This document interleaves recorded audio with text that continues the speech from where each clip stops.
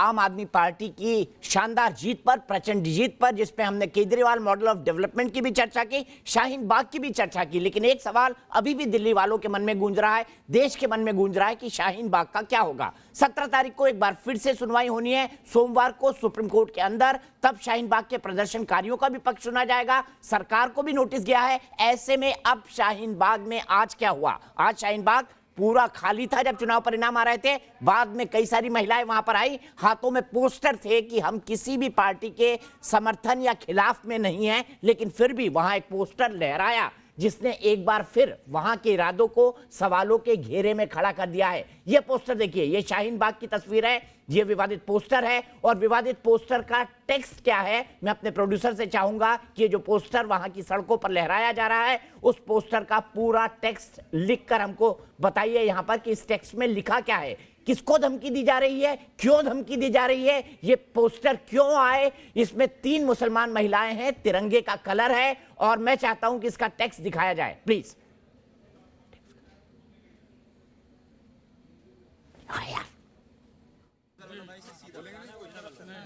इसमें धमकी दी गई है, मैं आपको टेक्स्ट अभी 2 सेकंड के अंदर दिखाता हूं। लेकिन शहनवाज भाई, धमकी भरे अंदाज में लिखा गया है इस पोस्टर के अंदर।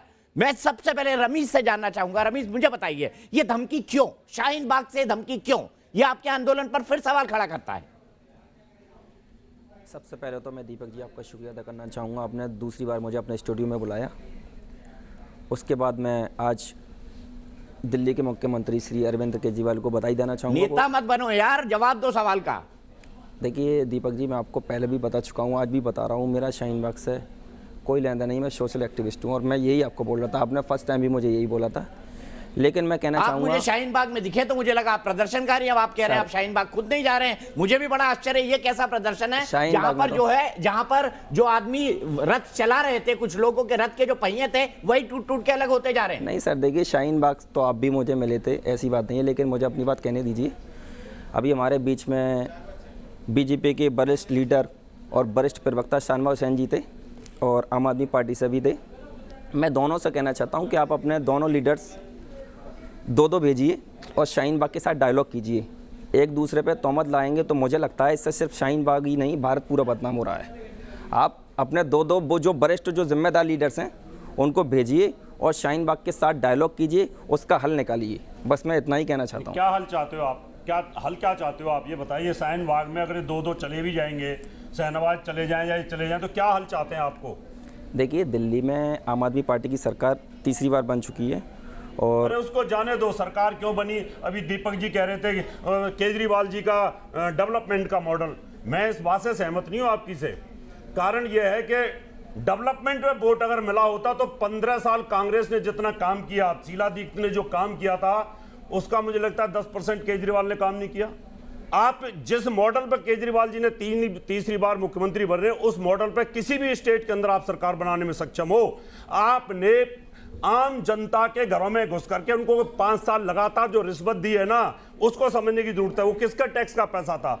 आपने बिजली फ्री करके रखी, पानी फ्री करके रखा आपने, और लोगों को जो फ्री आप कराते रहे, किसके पैसा था वो? ठीक है, धनेंद्र से जवाब ले लेते हैं। दिल्ली के लोगों को धनेंद्र जवाब दीजिए। आप लोगों को, अरे वो भी दिल्ली के ही लोग हैं। आप कहां से पैसा, आपके अरे वो भी दिल्ली के ही लोग हैं, वो भी एक वोटर है, किसी पॉलिटिकल पार्टी से नहीं जुड़े वो। सबसे बड़ा आप अपना, अरे भैया जो भी मैंने ये कहा कि उन्होंने कहा जो भी है, अरे दिल्ली के लोगों का भारतीय जनता पार्टी का मॉडल था। मैं कह रहा हूं लोगों का आके टैक्स दे रहे हैं। सुनो पहले मैंने बात अरे उन्होंने टैक्स अरे भाई साहब टैक्स जो आ रहा है उससे जनता को राहत दे। चावल दिया गया था, सरकार बन गई वहां पर।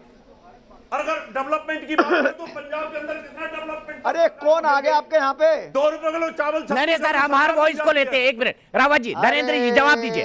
धनेंद्र जी, एक व्यू है, आपको इस व्यू का भी सम्मान करना चाहिए। ये भी दिल्ली के निवासी है, दिल्ली के वोटर है, कालका जी में रहते हैं। दीजिए धनेंद्र जी जवाब दीजिए। अरे मैं तो कह रहा हूँ, अरे भैया दिल्ली, अरे मैं तो दिल्ली के 2 करोड़ लोगों का धन्यवाद कर रहा हूं, 2 करोड़ परिवारों का धन्यवाद कर रहा हूं जिन्होंने हमें मत दिया है। हम 1 लाख जो वोट कांग्रेस को मिले पूरी दिल्ली में, उन 1 लाख वोटर को भी अपने परिवार का हिस्सा मान रहे हैं। हम कह रहे हैं वो भी हमारे परिवार का हिस्सा है, हम तो उनका भी धन्यवाद कर रहे हैं। हमने जब ये बिजली पानी के नाम पे आज इस महंगाई के दौर में अगर राहत पहुंचाने का काम करा, महिलाओं की यात्रा फ्री करी, तो वो हमने इसलिए नहीं करी, ये उनका अधिकार बनता है। दिल्ली के लोग बहुत टैक्स दे रहे हैं, बहुत पैसा दे रहे हैं, इतना विश्वास जताया इस सरकार पे। आज हमारी जो ऐसे तो अखिलेश की सरकार उत्तर प्रदेश में बनी थी, उन्होंने लैपटॉप अरे आप करो ना, आप करो, राजस्थान में करो, मध्य प्रदेश में करो, छत्तीसगढ़ में करो, पंजाब में करो। उन लोगों ने क्या गुनाह कर दिया आपको वोट देके? उन लोगों ने क्या गुनाह कर दिया आपको वोट देके? चुनाव लड़ो तो वो माना जाता है। उन लोगों ने क्या गुनाह कर दिया? राजस्थान वालों ने, पंजाब वालों ने, मध्य प्रदेश वालों ने, छत्तीसगढ़ वालों ने। अरे वहां से भी तो लोग पैसा दे रहे, टैक्स दे रहे, उनको टैक्स वापस करो। सरकारों का काम क्या है? टैक्स लेकर उनको सुविधाएं तो देती सरकार। यही तो काम है सरकार का, 2 किलो चावल दिया था, यही काम है सरकार का। नहीं कि आप जनता टैक्स देती है, सरकार उनको सुविधाएं देती है। मैं भी देता हूं, मेरे टैक्स को आप फ्री में तो नहीं लगा दोगे कहीं पर? मैं टैक्स देता हूं, आप मेरे टैक्स को फ्री में कहीं पे भी लगा दोगे क्या? अरे भैया तो अरे डेवलपमेंट करना है, आप डेवलपमेंट करिए। आप मुझे सड़क दिखाओ, आप मुझे स्कूल आपने दिखाए, अमित शाह के लेकिन लिए आप फ्री है, मनोज तिवारी के लिए भी फ्री है, विजय गोयल के लिए भी फ्री है, सुभाष चोपड़ा के लिए भी फ्री है, सबके लिए फ्री है। 200 डेवलपमेंट वो माना जाता है जो शीला दीक्षित ने किया, वो जो 15 साल लगातार जीती, वो डेवलपमेंट होता है। आपकी बेटी जाएगी उसकी भी यात्रा फ्री है, आपकी बीवी जाएगी उसकी भी यात्रा फ्री है, यात्रा फ्री दे रहे हो, आपके पास पैसा कहां से आ रहा है? भैया आप बीटीसी को क्यों खराब कर रहे हैं? आप मेट्रो को क्यों खराब कर रहे हैं? उनका रेवेन्यू क्यों डाउन अरे करने दे पे रहे लगे हुए हैं, हैं? हमारी आपके पास सरकार है, कहां से लोग प्रॉफिट आएगा? पैसा दे रहे भैया, इन्हीं का पैसा है। प्रॉफिट कहां से आएगा आपके पास? संविधान ये तो नहीं कहता कि आप वोटरों को फ्री में कोई चीज दीजिए। इसलिए हम संविधान ये कहता है डेमोक्रेसी कहती है, काम करके दिखाइए। आप टैक्स लीजिए। रावत जी, हो गया आपका आर्गुमेंट। रेवेन्यू सरप्लस में भैया, ठीक है, कोई ठीक है। डेवलपमेंट मॉडल नहीं है। रावत जी, एक मिनट, अब देखिए, क्या ये जो डिस्कशन चल रहा है इससे आप सहमत हैं? धनेन्द्र भाई, एक मिनट, सबका सम्मान है। क्या नहीं है? अरे जवाब बोलना है, बोलना है। अरे जवाब दो ना। अब देखिए, तथ्यों के साथ बैठा करो, तथ्यों के साथ बैठा करो। ये कैसे कह रहे हैं कि कहां से चले आते हैं? ऐसे आगे अरे आपसे पहले से राजनीति कर रहा हूं, डिबेट को हाईजैक मत अरे करो। आपसे पहले से राजनीति कर रहा हूं, डिबेट को हाईजैक मत करो। ऐसे आगे डिबेट को हाईजैक मत करो। ये दीपक चौरसिया की डिबेट है। रावत जी, हो गई बात, अपने अपना पॉइंट रख लिया। अवधेश जी, मैं आगे बढ़ूंगा, शाहीन बाग पे बढ़ूंगा। एक बात मैं बोल दूं, दीपक चौरसिया जवाब देंगे। केजरीवाल मॉडल ऑफ इकोनॉमी नहीं है, केजरीवाल मॉडल ऑफ पॉलिटिक्स है जिस पर चर्चा होनी चाहिए। यह ध्यान रखिए कि उन्होंने पॉलिटिक्स में कैसे इकोनॉमी को घुसाया है, जो रावत जी कह रहे हैं वो एक प्रमुख बात है। मैं आपको एक तथ्य देता हूं, दिल्ली में पहली बार पुरुषों का वोट 62.62% है, महिलाओं का वोट 62.57% है। इतनी महिलाओं ने कभी वोट नहीं दिया था। तो जाहिर है जिन महिलाओं ने वोट दिया है उसमें फ्री बस, उसमें बिजली का बिल, आपका भी फ्री बिजली का बिल आया होगा, मेरा भी बिजली का बिल इस बार शून्य आया है, पानी आया है। ये एक बड़ी भूमिका निभाई है। लेकिन मैं आपको धन्यवाद करता हूं कि एक जो मूल चीज आपने चुना है वो मैंने चुना, बाकी कहीं किसी चैनल पर नहीं देखा। केजरीवाल जो पिछले 6 महीने में मुझे दिखे हैं, इतना संयत संतुलित केजरीवाल को मैंने नहीं देखा था। उन्होंने जैसे सामने आया कि नरेंद्र मोदी का नाम ही मत लो, सीधा सीधा करो, हिंदुत्व पर कोई ऐसी बात ना करो जो कि भाजपा के पक्ष में चली जाए और भाजपा हमको घेर ले। फिर भाजपा को सांप्रदायिक भी मत बताओ क्योंकि उसको लाभ मिल जाएगा। और स्वयं को उन्होंने कहा कि मैं भी पक्का हिंदू हूं, अगर कोई सॉफ्ट राष्ट्रवादी है तो मैं कट्टर राष्ट्रवादी हूं। तो भाजपा के जो तर्कस तीर थे उस तीर को अपना करके उन्होंने, जिसको आप सॉफ्ट हिंदुत्व कहते हैं, मैं कहता हूं एक परोक्ष हिंदुत्व अपनाया है। जब प्रधानमंत्री ने इसकी घोषणा कर दी ट्रस्ट की, राम मंदिर की, तो बाकी पार्टियों ने विरोध कर दिया। केजरीवाल ने कहा कि नहीं, राम मंदिर बनना चाहिए, सुप्रीम कोर्ट का आदेश है, प्राइम मिनिस्टर ने ठीक किया है। मतलब उन्होंने कहीं कोई मौका नहीं दिया। और मैं यही कांग्रेस को भी कहूंगा कि कांग्रेस इससे सीख ले कि भाजपा को अवसर नहीं दे। तो केजरीवाल का मॉडल ऑफ पॉलिटिक्स देखना पड़ेगा। और मैं एक लाइन और बोल दूं, देखिए हम लोग क्या है कि बहुत पुरानी बातें, इस चुनाव का जो एक बड़ा निष्कर्ष ये है कि पहले की बातें शायद भूल जाते हैं, तात्कालिक लाभ और तात्कालिक चीजों को शायद मतदाता ज्यादा याद रखता है। इसलिए किसी को याद नहीं रहा कि केजरीवाल जी जब आए थे तो उन्होंने दिल्ली को जो मॉडल प्रदेश बनाने की बात की थी वो क्या क्या था। उन्होंने कहा सुरक्षा नहीं लेंगे, घर नहीं लेंगे, हमारे कोई मंत्री गाड़ी नहीं लेंगे, सड़कों पर बैठ के जनता से बात करेंगे। और आज एक आंदोलन से निकला हुआ नायक सत्तावादी बनके सत्ता कैसे पाए और बनाए रखे, ये उसकी राजनीति सीमित हो गई है। तो इसलिए बीजेपी की हार जरूर है, लेकिन जिन लोगों ने अरविंद केजरीवाल को नायक बनाया है उनसे जरा जाके पूछिए कि वो अरविंद केजरीवाल के बारे में, इनके मॉडल ऑफ पॉलिटिक्स के बारे में क्या सोचते हैं। धर्मेंद्र भाई जवाब।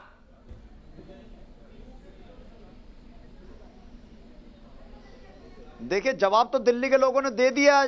आज फिर से 63 सीटें, कम नहीं होती, 70 में से 63 सीटें हम लोगों को दी है। इससे बड़ा जवाब क्या मिलेगा कि दिल्ली के लोगों ने हमारे जो केजरीवाल मॉडल ऑफ डेवलपमेंट है उसको स्वीकार करा है। दिल्ली के लोगों ने हमें फिर से प्यार दिया है, फिर से समर्थन दिया है और फिर से आदेश दिया है कि आप 5 साल हमारी फिर से सेवा करो, फिर से ऐसे बिजली फ्री करो, पानी फ्री करो, गरीब आदमी को राहत दो, गरीब आदमी को वाजिब हक दो, महिलाओं को सम्मान दो, बुजुर्गों को सम्मान दो, इकोनॉमी को ऐसे ही अच्छा करो, जीडीपी और अच्छी करो, दिल्ली सबसे देश का, विश्व का सबसे बेहतरीन शहर बने, सबसे खूबसूरत शहर बने। दिल्ली से जैसे आपने डेंगू खत्म करा वैसे प्रदूषण खत्म करो, लेकिन दिल्ली की धर्मेंद्र भाई, जनता को साफ करो। धर्मेंद्र भाई, दिल्ली के लोगों ने मैंडेट दिया है। धर्मेंद्र भाई मैं एक बात बता दूं, मैं अभी पिछले साल ही ग्रीस गया था और ग्रीस की इकोनॉमी पूरी तरह बर्बाद हो चुकी है। बर्बाद वहां की इकोनॉमी इसलिए हुई क्योंकि उनकी सोशल सिक्योरिटी स्कीम में इतना पैसा लगने लगा कि वहां का जो डेवलपमेंट और वहां की जो जीडीपी फ्री बीज के कारण पूरी बैठ गई। तो आने वाले समय में शायद आप लोगों को यह भी सोचना पड़ेगा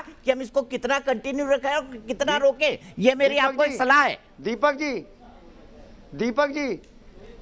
जी आपको विश्वास दिलाता हूं, दिल्ली की इकोनॉमी ऐसे ही अच्छी चलती रहेगी, दिल्ली की जीडीपी ऐसे ही देश में सबसे बढ़िया रहेगी, दिल्ली देश का सबसे कमाऊ राज्य रहेगा। क्योंकि दिल्ली के लोगों को पता है कि दिल्ली के लोग अगर एक एक पैसा देंगे तो वो पैसा भ्रष्टाचार की भेंट नहीं चढ़ेगा, वो पैसा नेताओं की जेब में नहीं जाएगा, वो पैसा जो आएगा वो हम दिल्ली के लोगों के लिए लगाएंगे, दिल्ली की जनता के लिए लगाएंगे। आप निश्चित रहो, आपको मैं आश्वस्त करता हूं। पक्के आपके पॉलिटिशियन बन गए हैं आप, लेकिन मैं अब अगले मुद्दे पर बढ़ता हूं।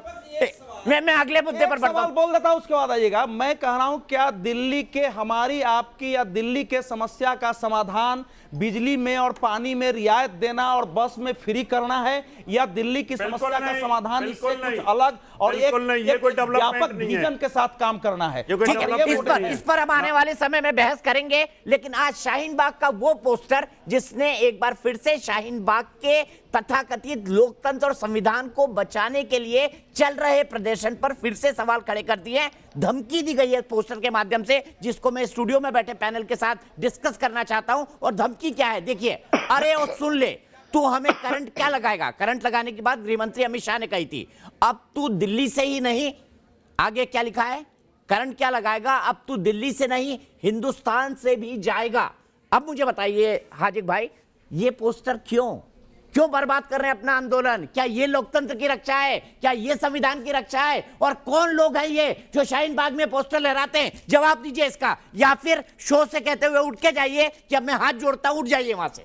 देखिए, शाहीन बाग का जो आंदोलन है 1919 से लेके 2019 तक दुनिया में ना तो ऐसा आंदोलन हुआ ना होगा। खुश हो लीजिए, उससे कोई फर्क नहीं पड़ता है। मेरी बात आप सुन लीजिए, खुश हो लीजिए। मैं ऐसे पोस्टर को कंडेम करता हूं, लेकिन जो होम मिनिस्टर हमारे करेंगे, लेकिन कंडेम भी करेंगे। ये गजब बात है हाजी भाई, ना ये डबल स्टैंडर्ड नहीं चलेंगे, ये डबल स्टैंडर्ड नहीं चलेंगे। केजरीवाल ने देश के लोगों को और दिल्ली के लोगों को एक मैसेज दिया कि जो हिंदुस्तान में काम करेगा जनता के लिए वोट उसे मिलेगा।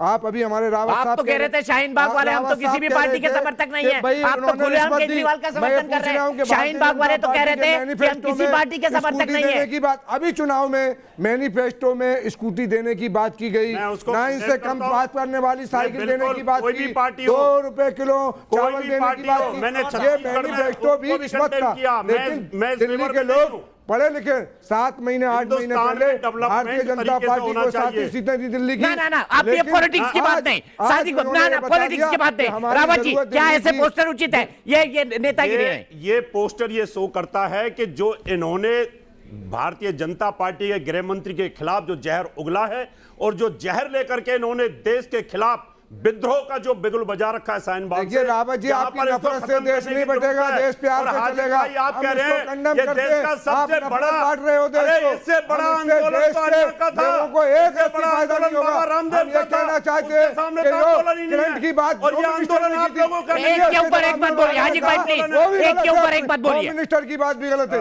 ठीक है, बात ये नहीं है ठीक है, कि देश को प्यार शाजिद दो। शाजिद ये समझाइए, जहर बोल रहे हैं रावत जी, लोग, रावत जी ये बताइए शाहीन बाग में ये पोस्टर क्यों, बताइए, जवाब दीजिए इसका। देखिए, पहली बात ये समझने वाली है कि वहां पे हजारों लाखों के तादाद में लोग आ रहे हैं। आप भी गए वहां, लाखों तो नहीं देखे लाखों भैया, कहाँ हैं यार? लाखों 10,000 तो कहाँ से ज्यादा हैं? कभी वहाँ भीड़ नहीं हुई है। लाखों की भी तादाद हुई सर, लाखों की भी हुई है। अरे करोड़ों की है, चलो अगर खुश हो रहे हो तो करोड़ों की तादाद है, 130 करोड़ लोग बैठे हुए, और बोलो। ये साबित करेंगे कि शाहीन बाग के लोग पोस्टर दिखा रहे हैं वहां पे, ये बताइए। भाई शाहीन बाग में लहराया गया है वो शाहीन बाग की सड़क है, वो शाहीन बाग की सड़क है, वो शाहीन बाग की सड़क है। ये पाकिस्तान में लगा है। ये भारतीय जनता पार्टी के आरएसएस के एजेंट लोग हैं, नहीं है ये शाहीन बाग के लोग। मैं इनका एक एक करके बोलिए बॉस। शाहीन बाग की लड़ाई संविधान को बचाने की है, देश को संविधान को बचाने की लड़ाई में लोगों को पूछा जाता है, संविधान को बचाने की लड़ाई में लोगों को। हाजी भाई आप बीच में नहीं बोलेंगे प्लीज, किसी को कुछ समझ नहीं पड़ता है। सारे लोग, सारे धर्म के लोग शाहीन बाग में है। क्यों है ये जानने की जरूरी है आपको, ये जानने की जरूरत है क्यों वहां पे बैठे हुए हैं। क्योंकि बात संविधान की है, बात देश की है, और देश को बचाने के लिए, संविधान को बचाने के लिए वहां पे तमाम सरकार ने तो कह दिया हम सीए वापस नहीं लेंगे, क्या करेंगे अब आप? अभी शहनवाज साहब थे तो वो डायलॉग के लिए भेजे ना, देश टूटेगा क्या? मोदी जी को इतनी फिक्र थी महिलाओं की, ट्रिपल तलाक पे कि हमें मुस्लिम महिलाओं की फिक्र है। वहां पे हजारों महिलाएं बैठी हुई 2 महीने से, क्या आपके कोई जिम्मेदार मंत्री गए डायलॉग के लिए? अवधेश जी, क्या अच्छा अवधेश जी, सवाल यहाँ पर यह है कि रविशंकर प्रसाद ने बकायदा बात सार्वजनिक तौर पे कही थी कि आप एक डेलीगेशन बताइए, मुझे प्रस्ताव करिए, सरकार से बातचीत की बात है, सड़क पर नहीं हो सकती, आप आइए, मैं बातचीत करने को तैयार हूं। लेकिन शाहीन बाग में एकमत ही नहीं बना कि रविशंकर प्रसाद जो कि कानून मंत्री है उनसे बात होनी चाहिए नहीं होनी चाहिए। ये तमाशा क्यों? फिर ये तमाशा क्यों? पहले तो इस पोस्टर का अर्थ, ये पोस्टर इस बात को साबित करता है कि शाहीन बाग के धरना के पीछे ऐसी भी शक्तियां हैं जिनके निहित राजनीतिक स्वार्थ हैं, और वो एक वातावरण बनाना चाहते हैं। जो भी है यही अर्थ कौन है, ये बदनाम केवल करने वाले लोग और हैं। उसके द्वारा ऐसे लोग हैं जो शाहीन बाग के आंदोलन को हाजी भाई का ऑडियो बंद कर दीजिए, हाजी भाई ऐसा नहीं चलेगा, प्लीज माफ कीजिएगा। दूसरी बात यह है कि ये कहने के लिए एक आंदोलन है, जैसा हमने पहले कहा कि अभी तक इस आंदोलन ने कितना 55-56 दिनों में इस आंदोलन ने अपना लीडर नहीं ढूंढा, अपना कोई कोर कमेटी नहीं बनाई, अपना कोई मांग पत्र सरकार के सामने लिख के नहीं भेजा कि हम सरकार के सामने मांग, हम लोग भी धरना देते हैं, एक मांग पत्र सरकार के पास नहीं, एक लिखित मांग पत्र हम लोग सरकार चार्टर ऑफ डिमांड भेजते हैं, वो भी नहीं भेजा। क्यों बोल रहे बीच में यार? अरे आपको पता है दोनों की आवाज, डिमांड नहीं मालूम है, बताइए क्या डिमांड? वो आवाज टकराएगी जाएगी नहीं। एक बार मैं ये कह रहा हूं कि एक चार्टर ऑफ डिमांड होता है किसी का, वो डिमांड अभी तक रखा नहीं गया है, क्योंकि ऐसे लोग आंदोलन में शामिल है जो चाहते नहीं है कि शाहीन बाग का समाधान निकले। जवाब हाजी भाई आपके पास आऊंगा। रमेश जवाब जल्दी से, क्विकली। धनेंद्र हाथ उठा रहे, मैं उनको जोड़ना चाहूंगा रमेश के बाद। आपसे भी कहना चाहता हूं, अभी आपने अपनी बात रखी। देखिए, भारत एक बहुत खूबसूरत देश है, आप इसमें एक दूसरे पर इल्जाम मत लगाइए। आपकी केंद्र में सरकार है, और मैं आम आदमी पार्टी से भी कहना चाहता हूं, आप दिल्ली में सरकार है, केंद्र में सरकार है भैया, आपकी भी सरकार है केंद्र। हाँ, तो मैं दोनों ही लोगों से, उनकी मत बोलिए। आम आदमी पार्टी के हमारे प्रवक्ता बैठे हुए हैं, सबकी केंद्र में सरकार है, और आम आदमी पार्टी के प्रवक्ता बैठे हुए हैं सामने। भाई से मैं कहना चाहता हूं, आप भी इस मुद्दे से नहीं बच सकते, आपको भी जवाब देना पड़ेगा, और आपको साथ में यह भी बताना पड़ेगा कि आप दिल्ली में किस स्तर की राजनीति कर रहे हैं। मैं कोशिश करूंगा कि जिस तरीके से केजरीवाल जी ने चुनाव से पहले अपने वादे किए हैं वो चुनाव के बाद ज़रूर पूरे करेंगे। लेकिन शाहीन बाग का मुद्दा एक इतना बड़ा मुद्दा हो गया, मेरी तो समझ में नहीं आ रहा कि ये क्या है। आप लोग एक बार शाहीन बाग क्यों नहीं जाते अपने? मैं कहता हूं अब तो चुनाव हो गए, पहले तो हो सकता है आपके लिए मुद्दा था, आप एक बार सिसोदिया जी को भेजिए, संजय जी को भेजिए। ठीक है, बात बताइए धनेंद्र जी, बताइए। मैं दीपक जी पहले तो एक चीज बता दो, एक पोस्टर पे आपने चर्चा शुरू करी थी कि उस पोस्टर में ये लिखा हुआ था कि दिल्ली हार गया अब देश हारोगे, यही तो लिखा हुआ था? नहीं, लैंग्वेज गलत थी धनेंद्र भाई, पॉलिटिकल टिप्पणी में कोई नहीं यही लिखा हुआ था ना, लैंग्वेज गलत थी, लैंग्वेज गलत थी, जिस ढंग से लिखा, करंट लगेगा, जो जिन शब्दों का इस्तेमाल किया गया था, जी करंट लगेगा। नहीं, करंट से भी कोई आपत्ति नहीं है, करंट तो मैं खुद उठा रहा हूँ, करंट तो मैं खुद उठा रहा हूँ। अमित शाह लाए। अरे वो सुन ले तू, हमें मैं करंट क्या लगाएगा? छोड़ दो, ये किसी आंदोलन की भाषा हो सकती है क्या? बताइए धर्मेंद्र जी, ये कोई आंदोलन की भाषा हो सकती है? अब तू दिल्ली से ही नहीं देश से भी जाएगा, बोलिए, कोई दिक्कत नहीं है। क्या ये आंदोलन की भाषा हो सकती है? सर दीपक जी मैं दीपक जी इसको बड़ा सिंपल सा वो कर रहा हूं कि सबसे पहली बात तो जो शाहीन बाग में लोग बैठे हुए थे उनको बीजेपी के लोग, बीजेपी के राष्ट्रीय अध्यक्ष, बीजेपी के गृह मंत्री कहते हैं देशद्रोही है, पाकिस्तानी है। क्या वो शाहीन बाग में जो प्रोटेस्ट कर रहे थे वो पाकिस्तानी थे? क्या वो देशद्रोही थे? उन्होंने वोट डाला है, उन्होंने संवैधानिक तरीके से अपना मत का उपयोग करा है और आज भी लोकतांत्रिक तरीके से बैठे हुए। ठीक है, उनका बैठने के तरीके पे आप सवाल कर सकते हो, आप जाओ उनसे बात करो, उनकी ग्रीवेंसेस एड्रेस करो, किसने मना करा है? लेकिन आप ये कह दो कि वो देशद्रोही है, वो पाकिस्तानी है। अरे वो दिल्ली के नागरिक है, देश के नागरिक है। अगर कोई नागरिक आपकी सरकार से असहमत है तो आप उसे पाकिस्तानी थोड़ी बता दोगे। और वो शाहीन बाग के लोग जो उनसे असहमत होता था उसको पीटते थे धर्मेंद्र भाई, ये भी एक हकीकत है। आपका इतना भावनात्मक लगाव है तो जाइए ना, कह तो रहा है आंदोलन। सर उसकी भी निंदा करिए, वो गलत है, गलत है, गलत है, गलत है, गलत है, वो गलत है, बिल्कुल गलत है। हिंसा का लोकतंत्र में कोई स्थान नहीं है। हम हिंसा की भर्त्सना करते हैं, हिंसा नहीं होनी चाहिए, किसी के साथ भी नहीं होनी चाहिए। वो दीपक चौरसिया के साथ भी नहीं होनी चाहिए, वो अवधेश कुमार के साथ भी नहीं होनी चाहिए, वो शाहनवाज हुसैन के साथ भी नहीं होनी चाहिए, वो मेरे साथ भी नहीं होनी चाहिए। एक सवाल है आपके लिए, मैं लॉजिकल बात कर रहा हूं। आपकी सरकार है, केजरीवाल जी मंत्री हैं और आपकी सरकार के अधीन ये आंदोलन चल रहा है, तो एक मुख्यमंत्री का फर्ज भी बनता है कि उनकी बात को लेकर के या तो प्रधानमंत्री से बात करें या गृह मंत्री से बात करें। कैसी बातें कर रहे हो, कैसी बातें कर रहे हो? देखिए आपके अधीन है, दीपक जी कैसी बातें कर रहे हैं? फिर मैं कुछ बोलूंगा इनको बुरा लग जाएगा, मैं कुछ बोलूंगा बुरा लग जाएगा, फिर ये डिबेट छोड़ के भागेंगे। सुन लो, ये डिबेट छोड़ के भागेंगे, सुनो कैसी बातें कर रहे हैं? सुनो, मैं आपके तर्कों में जब भी सवाल उठाता हूँ, आपकी बुद्धिमत्ता में जब भी सवाल उठाता हूँ, जब आप ऐसी बातें करते हो, आप कह रहे हो ये हमारी सरकार के अंदर आंदोलन चल रहा है। अरे कैसी बातें कर रहे हो? स्टेट को चला रहे हैं और कोई लॉजिकल बात करो यार, ऐसे नहीं कुछ भी बोल दोगे। अरे दीपक चौरसिया की डिबेट है, करोड़ों लोग देखते हैं इसको देश के। अरे दीपक चौरसिया की क्रेडिबिलिटी का तो ध्यान रखो। क्या सुना रहे हैं मेरे को? मैं ये कह रहा हूं कि ये मेरे को कह रहे हैं कि बुद्धिमत्ता, जब आप गली में कंचे खेलते होंगे जब मैं चुनाव लड़ा था, सवाल पूछना नहीं आता, सवाल क्या पूछेंगे? सुनो मेरी बात को, मैं क्या कह रहा हूं, जब आपके अधीन को अरे भैया लड़े होगे तभी तो हरा दिया लोगों ने। अरे कुछ अगर आप में काबिलियत होती कोई जितवा भी देता आपको। कैसी बातें कर रहे हो? आपको सवाल पूछना आ नहीं रहा, आपको जवाब सुन नहीं रहे, सवाल पूछना को सीखो। दीपक चौरसिया जी जरा इनको अपने आपका मास कम्युनिकेशन का इंस्टीट्यूट चलता है ना, थोड़ा वहां पे भेजो उनको ट्रेनिंग के लिए। हाजिक भाई रावत जी आप इनके ऊपर जिम्मेदारी दे रहे हैं। दिल्ली मुख्यमंत्री की जिम्मेदारी है, मीडिएशन का काम करेगा। मेरी बात सुनिए, दिल्ली का जो मामला है, पुलिस जो है दिल्ली के चीफ मिनिस्टर के अंडर में नहीं है। दिल्ली जिनकी जिम्मेदारी है वो जिम्मेदारी निभाए ना, केंद्र सरकार के काम। मेरे अगर स्टेट में कोई इस तरह का आंदोलन चल रहा है, मैं वो परेशान होने का गृह मंत्री से मिलूंगा। अरविंद केजरीवाल को प्रधानमंत्री। बात यह है कि हमारी केंद्र की सरकार की जिम्मेदारी बनती है कि जैसे अन्ना जी ने आंदोलन किया तो केंद्र के मंत्री आए, उन्हें जूस पिलाया। बाबा रामदेव जी ने आंदोलन किया, केंद्र के मंत्री आए, उनसे बात की और उसको खत्म किया। इस आंदोलन की भी जिम्मेदारी भारतीय जनता पार्टी पे थी, लेकिन 60 दिन गुजरने के बाद भारतीय जनता पार्टी का कोई नुमाइंदा नहीं आया, बल्कि उसको चुनाव में बुलाना चाहा और इस दिल्ली की जनता ने उनको उखाड़ के फेंक दिया कि आंदोलन सरकार ये साफ तौर पर कह चुकी है कि सीएए वो वापस नहीं लेगी। राष्ट्रपति ने अपने अभिभाषण में साफ कर दिया है, यह भी साफ हो गया है कि सरकार एनआरसी पर अभी आगे नहीं बढ़ेगी। अब तो बॉल आपके कोर्ट में है, अब आप डिसाइड करिए ना आप क्या करना चाहते हैं। रविशंकर ने प्रस्ताव दिया था, आप उस प्रस्ताव को भी नहीं एक्सेप्ट कर रहे हैं, बस गृह मंत्री आ जाए। ये जनता आपकी नहीं है, 1 से 30-35 करोड़ हिंदुस्तानियों के प्रधानमंत्री है माननीय प्रधानमंत्री। अभी तो आप बोल रहे हैं अरे तू हिंदुस्तान से जाएगा, अभी आप बोल रहे हैं अरे हिंदुस्तान से जाएगा, शाहीन बाग के लोग बोल रहे हैं हिंदुस्तान से जाएगा, शाहीन बाग के लोग बोल रहे हैं हिंदुस्तान से जाएगा।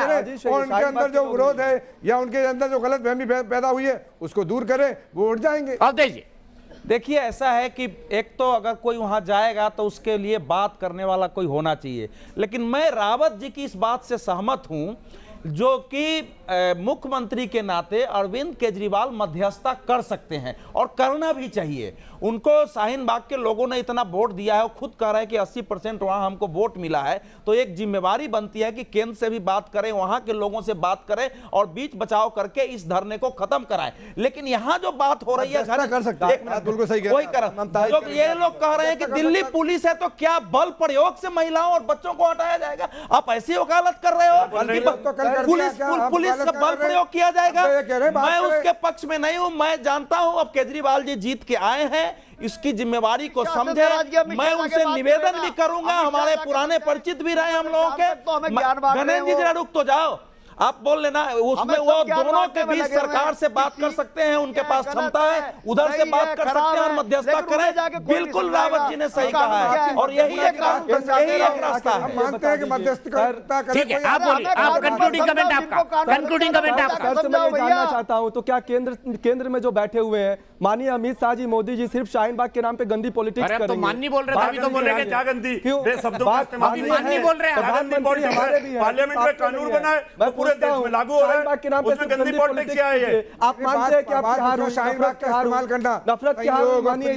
संयोग तो ये मैं बता दूं दुनिया में अमित शाह जी को और माननीय मोदी जी को भी बता दूं कि 2002 का वो नहीं है गुजरात, ये दिल्ली है। और भारत के लोग जान चुके हैं कि आपकी क्या पॉलिटिक्स, ये आपत्तिजनक है। आप लोग बिल्कुल आपत्तिजनक है, इस बिल्कुल आपत्तिजनक है। और 45 बच्चे मर गए। कम्युनल एजेंडा क्यों मना रहे हैं आप लोग इसको? इन्होंने बना दिया है कम्युनल एजेंडा, इन लोगों ने बना दिया है सोशल एजेंडा। लेकिन मैं सिर्फ ये कहना चाहता हूँ, मैं सिर्फ ये कहना चाहता हूँ, पहल जो भी करे, लेकिन Delhi, sir please audio down सबके। मैं सिर्फ ये कहना चाहता हूं शाहीन बाग के लोगों से, दिल्ली के लोगों से, कि पहल जो भी करे लेकिन एक रास्ता निकलना चाहिए। जिम्मेदारी अगर सरकार की है तो जिम्मेदारी शाहीन बाग के लोगों की भी है कि वो अपने इस आंदोलन को एक लॉजिकल कंक्लूजन तक ले जाएं। सरकार अपनी बातों को बिल्कुल साफ कर चुकी है संसद के माध्यम से। रविशंकर प्रसाद कह चुके हैं कि बातचीत के लिए वो तैयार है, लेकिन क्या कारण है कि शाहीन बाग अभी तक उनके पास कोई प्रस्ताव ही नहीं भेज रहा? वहां पर दाल काली है या दाल में कुछ काला है?